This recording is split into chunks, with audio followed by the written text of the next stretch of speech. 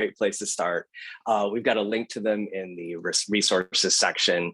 We got one of those fancy short URLs for them too. So if you go to startup.recipes in your browser, it'll redirect you right there. There's 25 of them total. And something else that we put together is kind of a companion database of DIY tools or reference documents, best practices, and they're categorized as well. Marketing, fundraising, pricing, all sorts of things. And there's, easily 200 or so of them in there for that. Okay, excellent. So I am thinking about using startup recipes. How would I know where I am in the recipe guides? Where should I start? So the recipes are tagged based on, sort of the high level stages of the startup journey.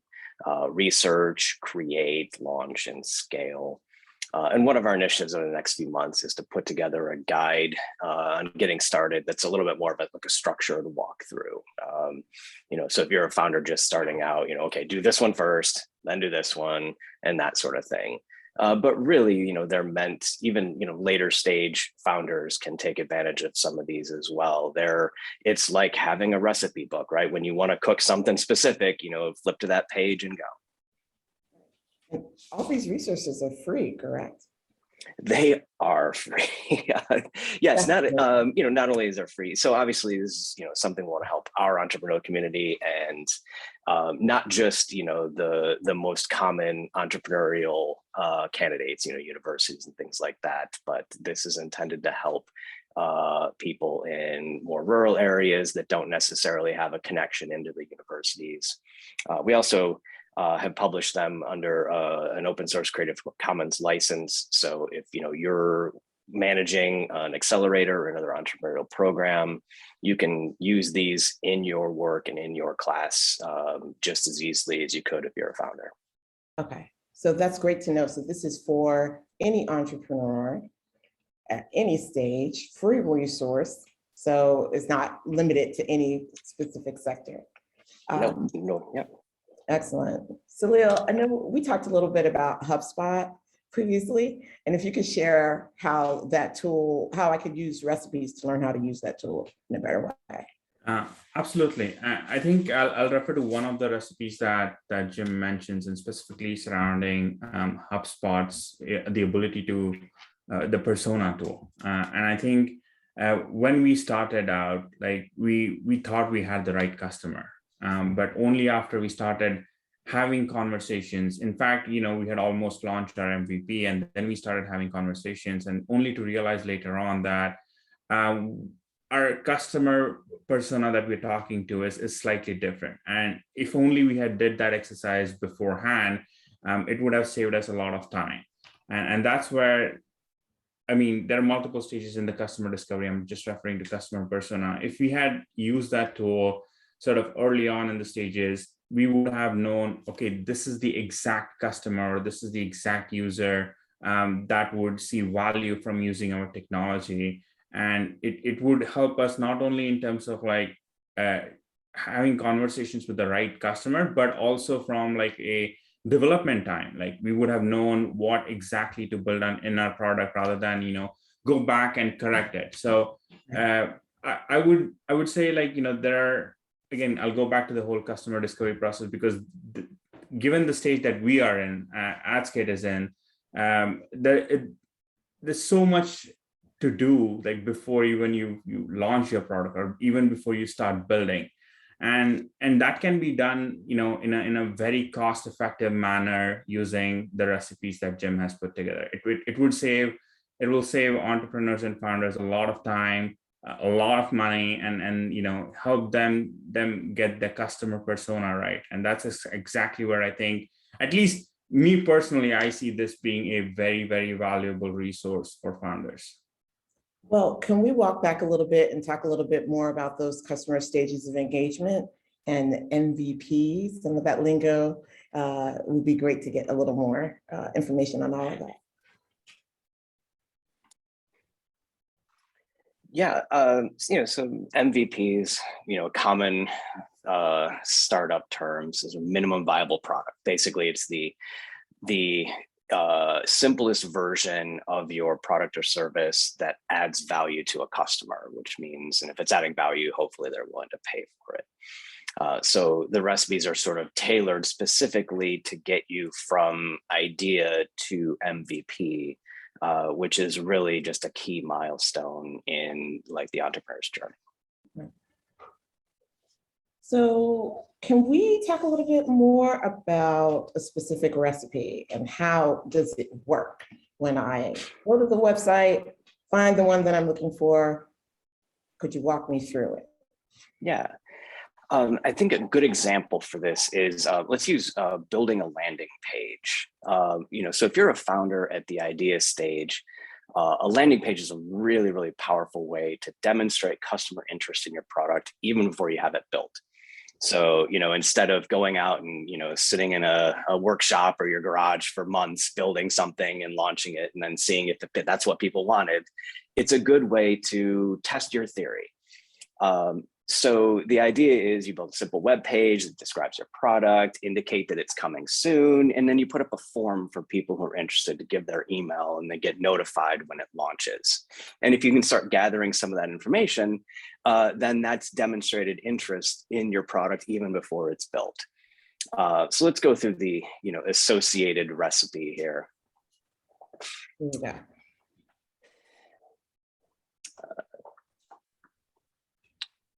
Second, let me just share my screen here.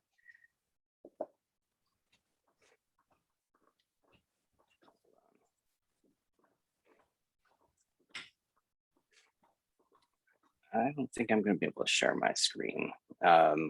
So let me drop it into the chat and you can kind of share along with me here.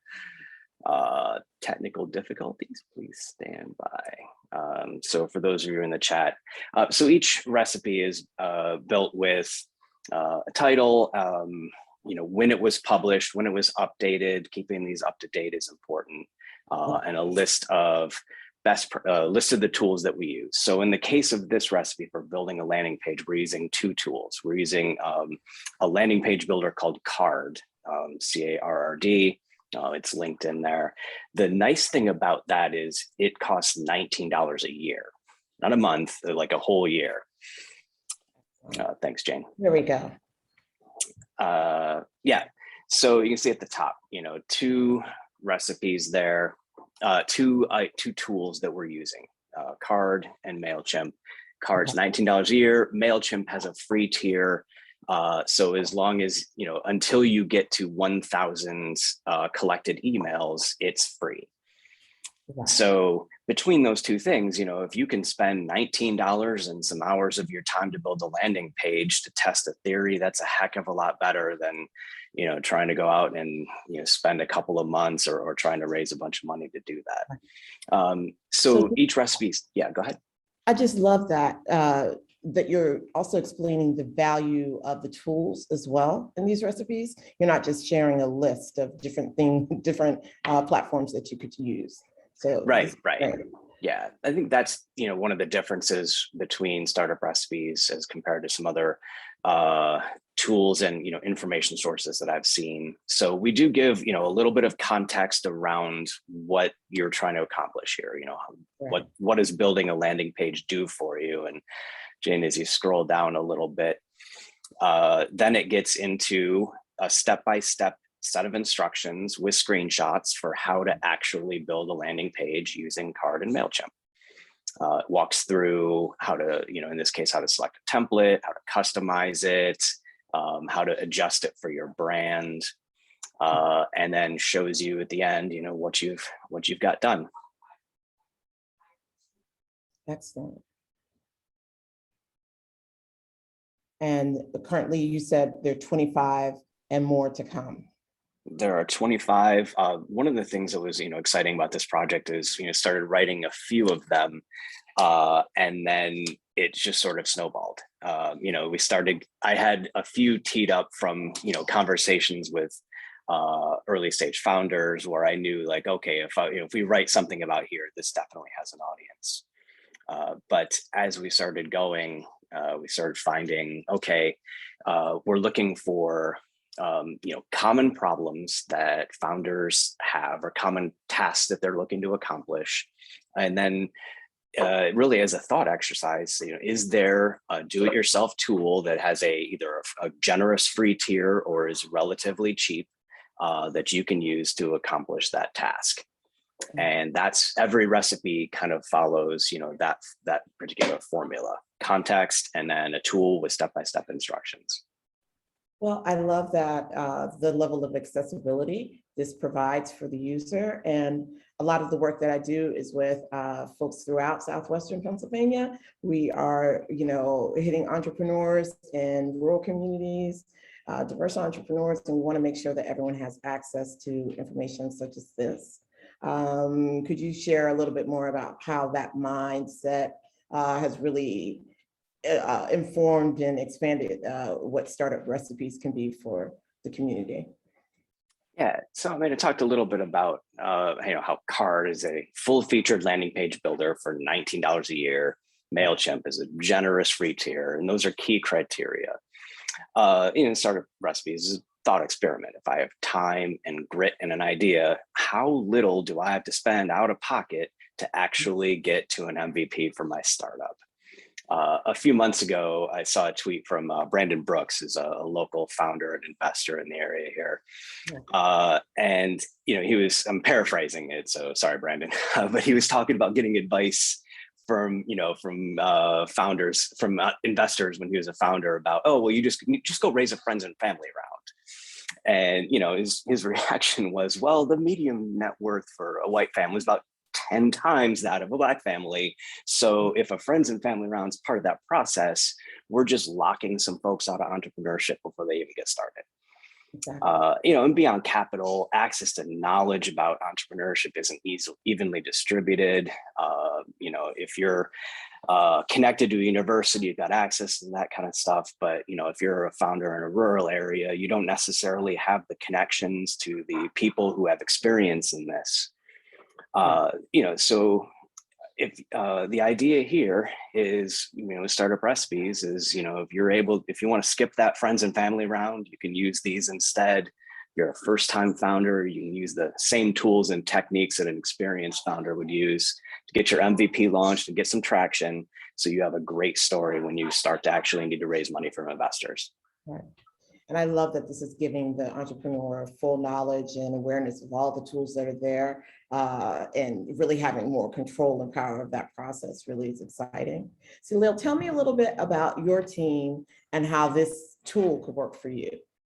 No, perfect. So, we're three founders all together, and believe me or not, when you look at us on paper, it might seem like the perfect combination to do what we're doing. So we have one of our founders has a PhD in computer science from Carnegie Mellon. The other founder has spent 5+ years in digital advertising before he joined us in starting AdScale. And me personally, I've spent about a decade or so selling technology solutions and services in North America across a variety of different industries. So when you look at the three of us, it would seem like a perfect combination to, these guys are going to get it right? But when you actually start to the process of starting a company, taking that idea, discovering customers, you start to make mistakes. You start with certain assumptions.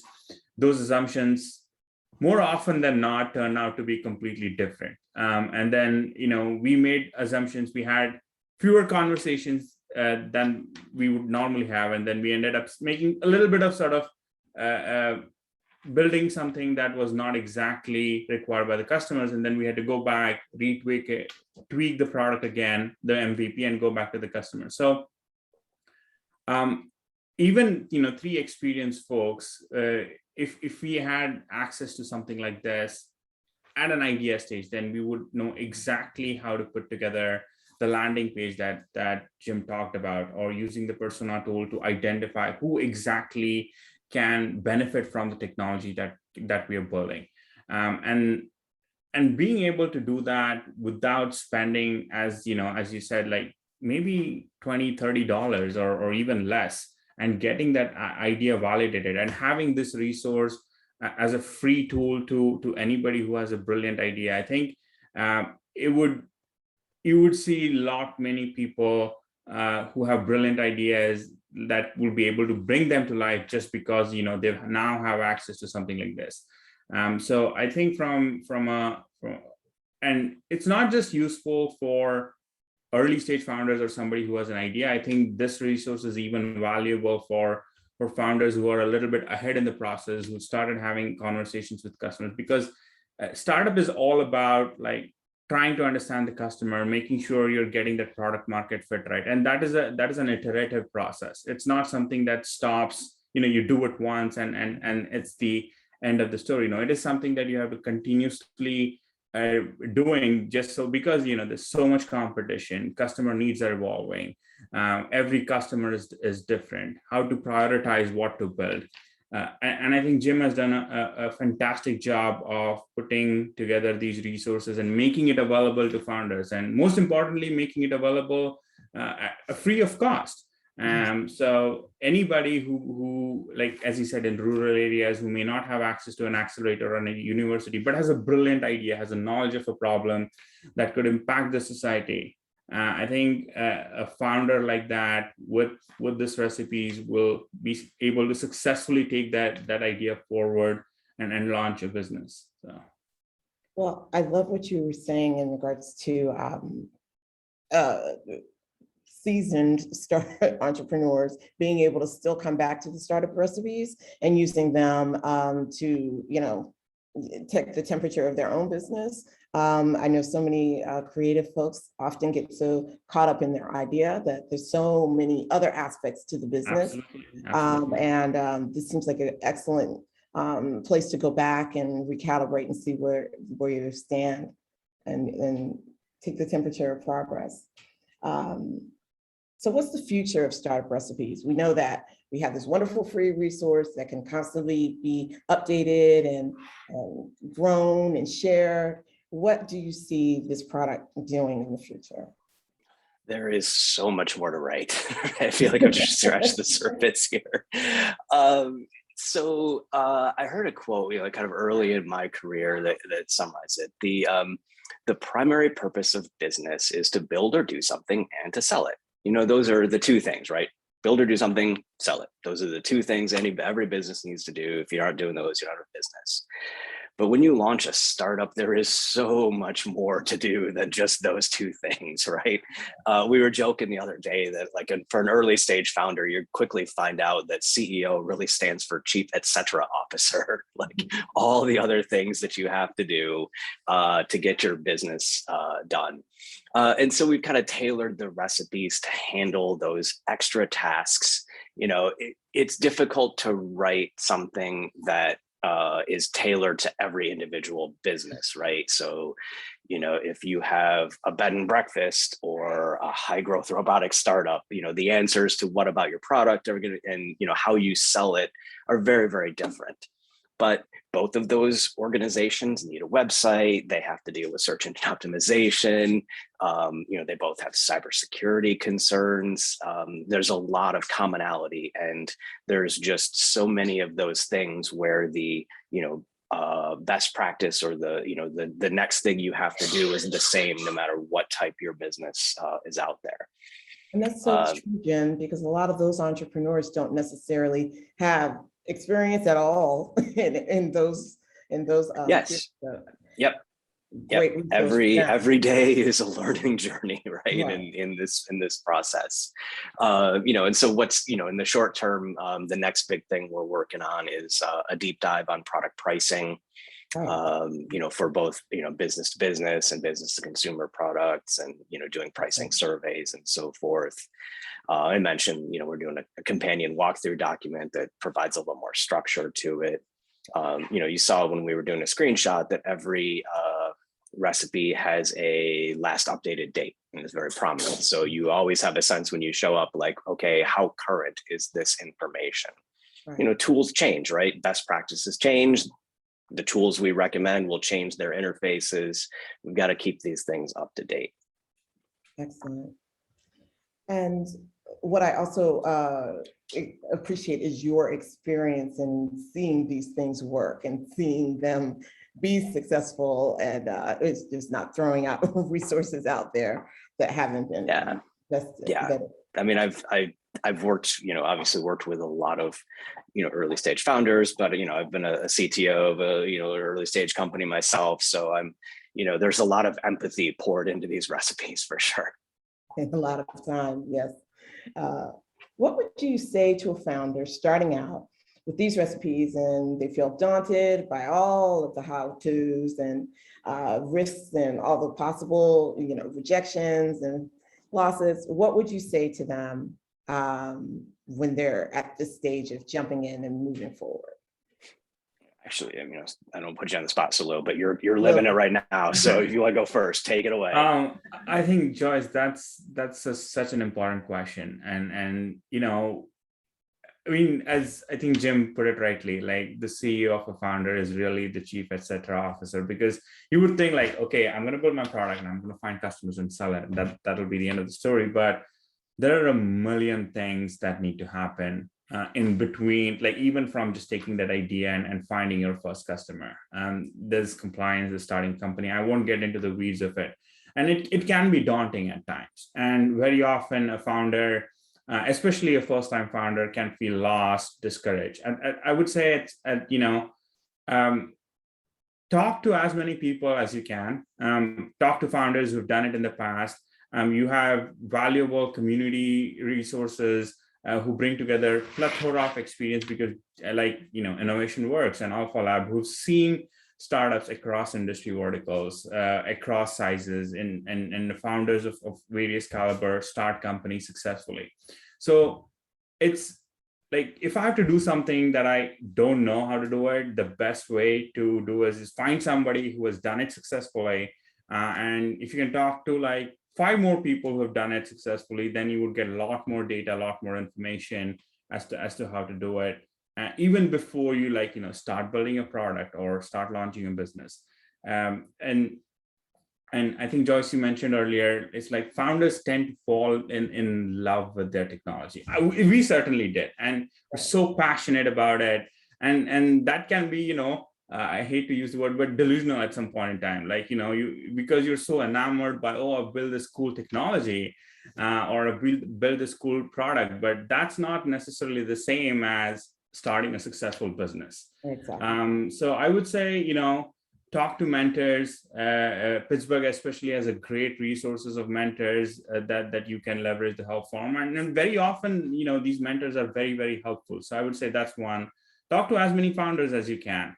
And then, don't get discouraged. Like, try again. If one, it's not like there's like one size fits all model. You may have to do iteration 10 times, 15 times, but knowing how to do it correctly. And I'm a mechanical engineer, so I'll just say one phrase, which is like, measure twice before you cut once. And having that ability to measure, validate your idea, finding the customer, checking the temperature of the customers. There are resources that Jim has now put together that you can do these activities in a very cost-effective manner. So I would say leverage that to your advantage before you sort of go ahead and build a product or launch a business. You may know that there is some differences to your idea that may make you far more successful than what your original idea was. So I would say just talk to as many people, can keep on doing it over and over again, and you'll get there.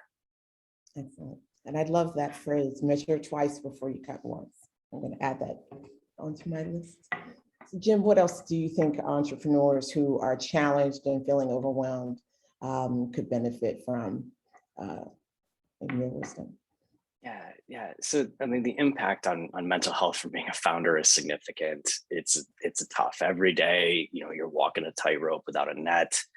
One technique that really helped me, going through that process was I used to keep a little list of quick wins, right? Like a backlog of things that I felt like if I just check one of these things off, I'll be successful.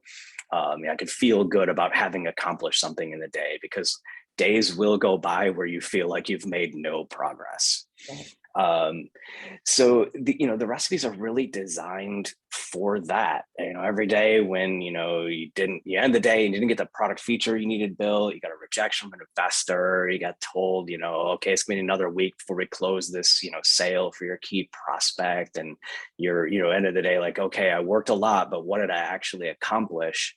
A lot of, one of these things that the recipes were made for was, okay, take one of these things, go and implement it. It'll take, maybe a couple of hours, maybe not even that, but you can check it off. And then hopefully, at the end of the day, you can set it down and feel like, okay, I didn't get everything I wanted to accomplish, but I got this one thing done. And hopefully that helps, get you through your worst days. And definitely would, just being able to, like you said, cross something off your list. Feels good. Yeah. It feels good, right? We all need to see us making positive traction. Tell me more. Anything else you want to share about startup recipes or the startup experience? And yeah, I mean, I think feedback's a big part of this. I in a way, sort of have positioned these startup recipes like a startup, like a product themselves. And a lot of the recipes use an imaginary entrepreneurial resource called Startup Recipes as the product. So if a lot of them are built with a context. It's you can't really tell someone how to build a website for a startup without helping them envision something along those lines. And I think what we could use from from the community is some feedback. What's missing? What are burning questions that you have had and feel like this is something I know people tell me I'm supposed to do this, but I don't know how. Or I feel like someone told me I need to spend $10,000 on an expert here, and I don't have that. Is there any other way? Like, that's reach out to us. This is a collaborative journey, not just within Pittsburgh and the greater region, but also entrepreneurs worldwide. So let's talk to each other and figure out what's necessary. And Salil, you mentioned community earlier also, and building that network of folks that you can rely on. Can you tell us a little bit more about how Adscape has used that approach to grow and find success? Absolutely. So we're a Pittsburgh-based company. We've been, most of our founders are from Pittsburgh. We've been there for a long time. And then we're now part of Innovation Works Alpha Lab Accelerator, but we've been engaging with sort of Innovation Works for even a few months before we were part of the program. Jim and I have been talking for some time. And there are many other similar organizations. You have universities in Pittsburgh, Carnegie Mellon, UPitt, and they have access to tools that you can leverage as well. Sometimes these mentors organize networking events or information sessions, be it a webinar. Yes, with the pandemic, things have moved online, but now I'm hoping, we can put that behind us and start to have more in-person interaction. But the startup community in Pittsburgh, especially for Adscape, has helped in various stages, right from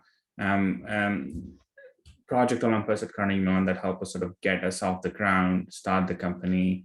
Then when we were at that point where we started building our product, we had validated our idea with the customers. I think Innovation Works and mentors from Innovation Works really helped us not just refine our idea, but help us bring sort of different functions of the business towards a common goal, so that we can really move forward, accelerate at a much quicker pace than we would have already. So tap into your community. You'll be surprised the kind of resources you can have access to. And usually when founders of startup company thinks about resources, like funding is the number one thing that comes to their mind. But even before you get to that stage, there are so many other aspects that if you do it correctly, that funding aspect becomes a lot more easier. Have you validated your idea? Are you getting traction?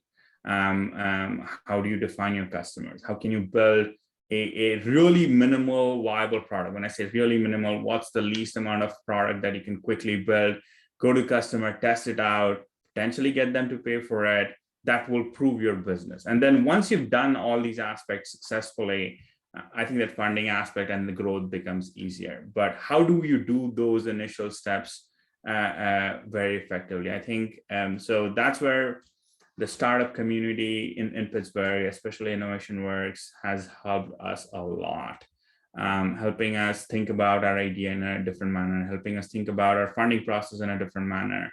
So it just helps. It just helps to get input from people who've done it in the past, who've seen multiple startups across multiple industries, and you can really pick and choose what's going to work right for you. But I think if we wouldn't have had access to a community like this, I think our cycle time would have been a lot longer in terms of like iterating with the product or iterating with the customer discovery. So being part of a startup community in the Pittsburgh area has helped us a lot. Right. Well, I know our work here at Innovation Works, we want to encourage people to stay in touch with us, stay connected through our events such as this and our email blasts, and just become part of the community to keep up to date about what we have to offer. And I really enjoyed hearing more about validation. I think that's really an important part of the process for an entrepreneur, and ensuring that they're on the right track. Jim, what else would you like to share with folks today about Startup Recipe? Yeah, this has been, just a really fun project and labor of love, and we've got contributions from a number of authors. Matt Berlinich has contributed some, from a hardware perspective. So I'm really excited about next steps here, and really, where we can take this. Right. So I know we have questions, and I am going to ask Jane to pop back on and share some questions. Hello, thank you everyone. That was a great discussion. Our attendees actually did submit some topics they were interested in learning more about. I thought it'd be fun just to throw a few at you and get some of your advice for some quick advice before the recipe can get cooked up. Also impressed that no one had any cooking puns, but now that I am back in this discussion, all bets are off. So first of all, there were a lot of questions around networking and how to become a networking guru and extend their network. So what are some tips that you have for that? You want to go ahead, Solo? Oh, no, sorry. I was fine. All right, I'll go. Yeah. I think start, pick a local event, I think preparation helps in networking, preparing both about people who you're going to meet, what the event is about, preparing about yourself, your startup, having that introductory, whatever elevator pitch about you, about your company, what you do, and knowing whom you're going to talk to, because you feel like, oh no, I'm going to crack this, right? Like, but when you step into that room and see a bunch of like 10, 15 new faces, strangers, all of a sudden nerves start to act up. So I would say just prepare, have that elevator pitch ready, do some research on people you're talking to, what the event is about, and it'll make any event seem like a breeze. So. Yeah, that's great advice. And I am very much, I don't know if it shows from me, being in this panel, but I'm very much an introvert. So networking always gets me a little bit palm sweaty. But I think one of the things, going in, if you're taking an opportunity to really, learn as much as pitch, you can really come away with some valuable insights. The Mom Test book actually talks about this, that every conversation you have with someone is an opportunity to learn a little bit more about even your business. And one thing that I have found useful, it's one of those it's like an investment strategy, collecting people, learning about people, who they are, what they come from, what their strengths are, And then, you never know, down the line, 12, 18 months from now, you may need someone's help, who's got a legal background or accounting. And, you've built that relationship and you can really leverage it. So it's a longer term strategy, but it's very, very useful. Great. Joyce, I'm going to actually give you the same question as well, because I have seen you at networking events and you're fantastic. Jane, I appreciate that. I just enjoy getting to know people and meeting folks where they are. Bringing your best, most authentic self to any engagement, I think makes it more positive for everyone on both sides. I agree with getting to know the room and having a little information about who you might meet at the event really does make a difference. And again, I think if anything we've learned during the pandemic, we're all human and we should all be empathetic. We're all a little nervous or stressed or something at any given moment. So just coming to an engagement of ready to learn more and meet someone new is always the best approach. Fantastic. Kudos to our attendees, because I think they realize Startup Recipes is here to complement all of the other resources that Southwestern Pennsylvania has to offer. And there were a lot of questions about developing mentors, coaches, and that fit of a team that could help support your business. And Salil, I know you had some words about this earlier, but any tangible advice for people before they go into conversations with mentors to make sure that they are finding the right fit of a coach for as they develop their startup? No, that's a good question, Jane. So I would say again, even before you approach mentors, maybe put together a list of, okay, these are 15 people that look like might be able to help with the idea or the startup that I'm working on, because every person comes with a different experience, different background. So doing that initial research obviously helps in terms of, so out of these, after, let's say you put together a list of 15 people that may seem like a good fit for you, and then you can start to maybe filter, oh, this particular person actually has advised or worked in my industry, right? Or has worked on startups of the kind that I'm working on. They come with a life sciences or medical devices or a hardware background. Like that is very different from somebody who has experience in starting something like a SaaS platform. So I would say, do your research and try to put together a list of and then maybe prioritize. You may not get time with every mentor because they usually tend to be busy. You might find time with them 3 months later, but so okay, this is sort of my top 5 mentors that I'm going to reach out. Why? Because they're a good fit for me. They have background in my industry.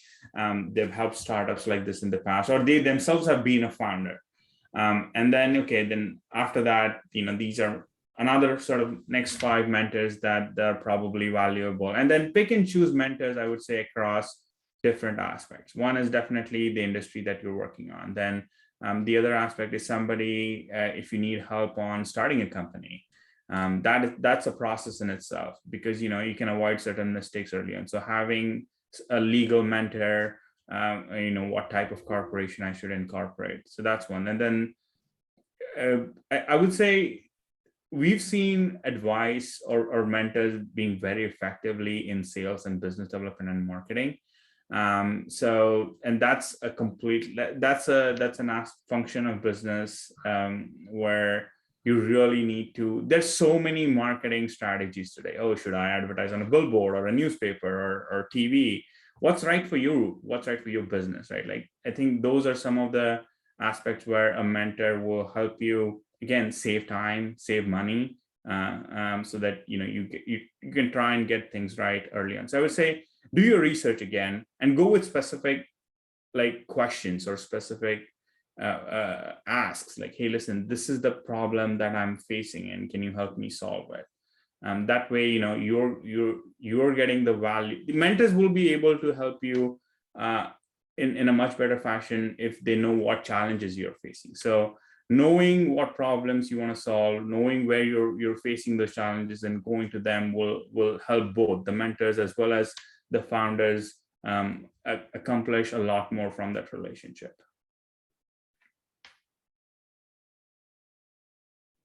Yeah, that's great advice. And Salil talked a little, early on about doing your research on the people that you're about to meet. Can't stress that enough. One trick that's really worked and helped me establish some really good connections early on is to look through, LinkedIn or their bio and find something in common. Salil and I are both alumni of the same universities. We have a natural connection. Those types of things, walking into a first meeting with somebody and saying like, hey, we have something in common, instantly kind of bypasses the usual bit, and it builds a connection early on. Can't recommend it enough. Fantastic.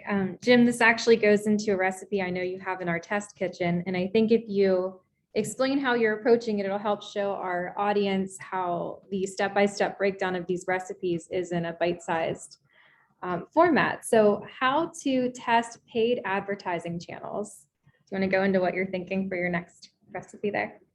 Yeah, that's a huge part of customer acquisition, right? Like there's, very few businesses can afford to avoid paid advertising. So, the first thing we look at is, all right, so what are the popular channels? You've got, search engine marketing through, Google, and you've got social media advertising, whether that be Instagram or Facebook or, LinkedIn, and each one of those has different strengths. If your Instagram is really, really good for short video advertising. So if that's, if that's where your audience is, and that's a technique that you have in your wheelhouse, then that's a great, channel. Business to business, LinkedIn's a good fit.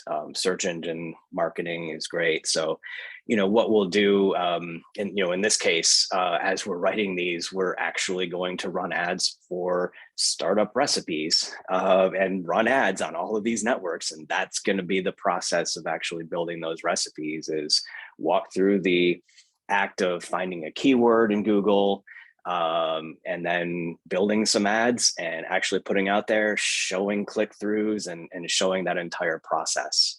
One thing that I found, in a lot of environments is, people, when it comes to like a bit like a do-it-yourself business tool, they kind of freeze, like, okay, well, I know how to use like, what Facebook for my personal use, but I don't know how to, once you tell them like you can use this as business, they're like, well, I'm going to need some help here.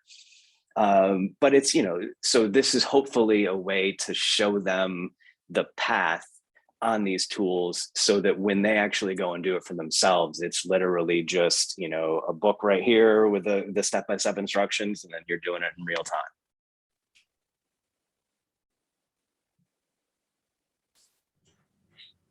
Great, thank you. There's been a couple questions about timing, how to create milestones, how to have a timeline of step to step to go to each recipe. Can you talk a little bit about those who are looking for more of a tangible time frame on establishing their startup and maybe ways to feel confident about it? Yeah, there's no time like the present, right? And it's difficult to say, how long each piece will take. But the more people you talk to and the more you get out there, the faster that stuff will work. Each recipe, some of these recipes, the idea validation one can be a weeks or month-long process. There's a block of 3 best practices for early stage cybersecurity, and each one of those has a recipe, and you can knock those out in a couple of hours. So, those are, it's difficult to say, but no time like the present. Great. Salil, from your experiences, do you have any advice for someone who's trying to think of tangible timelines and maybe how to? I would say, I'd say I'll agree with Jim. Like, there's no better time as the present. If you have an idea, start working on it today, because you'll run into some challenges and etc. But I would say try to be realistic about what is a good time frame for your type of business, or the process for your business looks like. Like if you're a healthcare med device company, validation can take a longer time frame. It will be slightly different versus if you're a food tech company, it might be slightly different versus if you're a consumer-based software platform, it might be fairly quick. So I would say just be set a realistic expectation for what your business timeframe for your business looks like. That's one. And then again, I mean, repeat that exercise with as many people as you can. You'll only find more information that will help you make it better. Yes, you need to have some critical mass in the beginning, like maybe whatever, depending upon what type of business you're launching. I think you probably need to talk to 50 customers at least if you're launching a consumer product. If you're launching in the B2B space, maybe fewer conversations might help, but it doesn't hurt to have more conversations. Your idea is only going to get better. So I would say it's a continuous process, but after some time you can switch to the next recipe. Okay, now I've validated my idea. Okay, let's talk about like specs or anything. So I mean, start as soon as possible. Be realistic about your in terms of setting your expectations based on your industry and business, and improve on it continuously. So.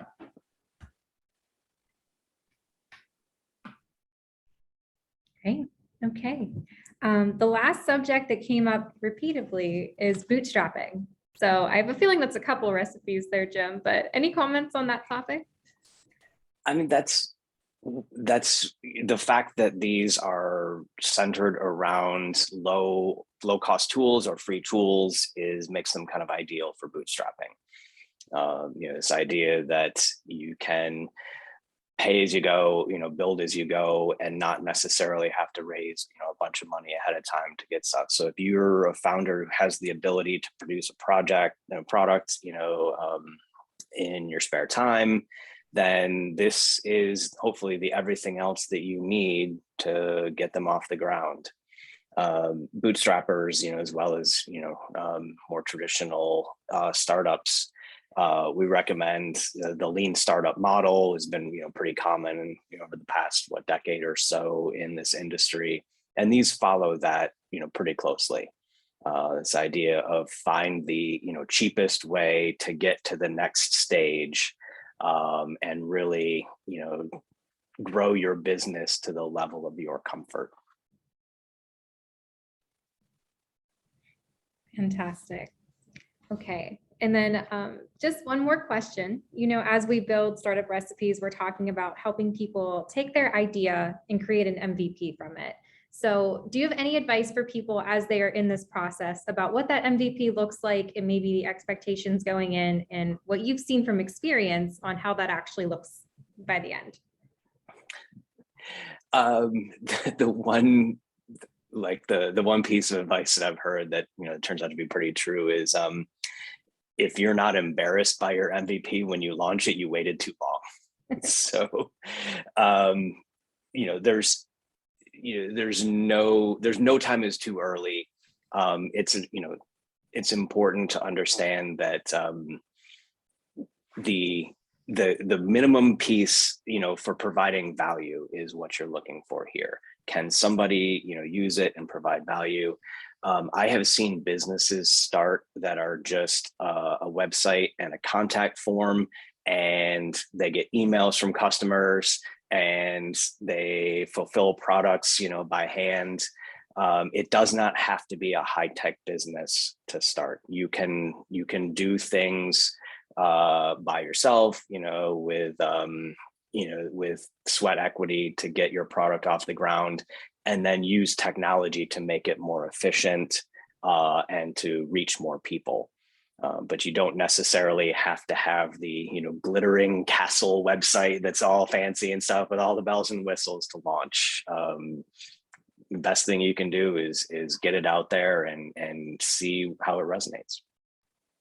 So Lil, I see you nodding. Do you have any additional comments? No, I think Jim made a very important point, and it's about like if it's really a problem that you're solving, no matter how horrible looking your software is, or even there may not even be a software, if you're fulfilling a need with the minimal amount of effort, and if the customer is buying it, that means it's a real problem. And if they're paying for it, then the problem is even more real. And that's when you have, you're getting your sort of problem value fit correctly. So if you can solve a need with the worst product, that means you've gotten the problem like very, very correctly. And I would say, yes, that's sort of like a validation in itself that you're working on something that customers are actually going to pay for, and you can build a business around it. To give you an example, at Adscape, initially we just started shipping data. Like, we didn't have a fully functioning product. So we used to just give our customers a data like, hey, listen, here's the data from our technology or what we think could help add value to you. Do you mind testing it out? And the customers were like, okay, it's in plain Excel sheet. And they uploaded it for the campaign, and they were like, oh man, my campaign is really seeing a lot of results by using data. And that's when you know that, yes, what you're building actually makes your customer's life a lot easier. It saves time, it saves money, it saves that friction that they're having in their day-to-day life. And if you can do that with like the simplest of solutions, duct tape approach, for the lack of a better word, and you're helping a customer, that means you're on to something. So, yeah. Fantastic. Well, we are closing out to all of the questions that we had. I'd just like to go around for final thoughts, and then we will set everyone out for the rest of the day. Joyce, I can start with you. Well, I'm just excited to hear all that Startup Recipes has to offer to the community at large, not just for folks here immediately in the city. Everyone can access this, and if that is an equitable, free resource, it's fantastic, and I really encourage everyone to check it out. Great. We'll go over to Salil. I would just say, I think, for founders, like, keep working on it. If your idea is not refined, keep refining on it. I will allude to what Jim said earlier. It's never been a better time to start a business, but you can also get lost. So Startup Recipes is a great resource for anybody who's thinking of launching their product. Take advantage of it. You will only move faster. You'll make less mistakes. So yeah, just keep at it and keep on moving forward. Yeah. All right. How about our head chef, Jim? So I guess I'm delighted and encouraged by the positive response, right? Those of us who've been in the founder's shoes know that it's a little bit, being an entrepreneur is kind of a performance art, right? You put your play on stage and you wait for the audience reaction. And it's been really positive. I'm encouraged. We had a link and some traffic all the way from Morocco. And we've seen, some really positive response, both to the content and the format. And it definitely gives us here at Innovation Works kind of the motivation to keep going and to keep working on these. So yeah, we're really, really excited for what's next and to be able to continue to help the entrepreneurial community, here and worldwide. Great. Well, on behalf of Innovation Works, I thank everyone for attending today, and I hope that you'll be able to check out the recipes and get cooking soon. So stay tuned. December 16th will be our next Cafe IW, focused around unwrapping the mental health toolkit during the holiday season and all of the added stresses that founders can feel during the holidays. So thank you, everyone, and take care. Yeah.